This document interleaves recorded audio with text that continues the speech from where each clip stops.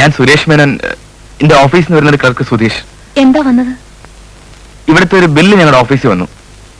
അതിനെക്കുറിച്ച് അന്വേഷിക്കാൻ വന്നതാണ്. അത് സുരേഷ് സാറ് കണ്ടോ? ഇല്ല, എന്റെ സെക്ഷനിൽ വന്നതാണ്.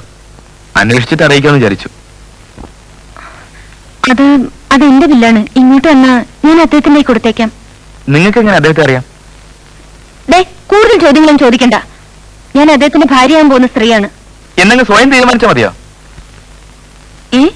അല്ല, നിങ്ങൾ രണ്ടാളും കൂടി ആലോചിച്ച് തീരുമാനിച്ചതാണോ എന്ന്.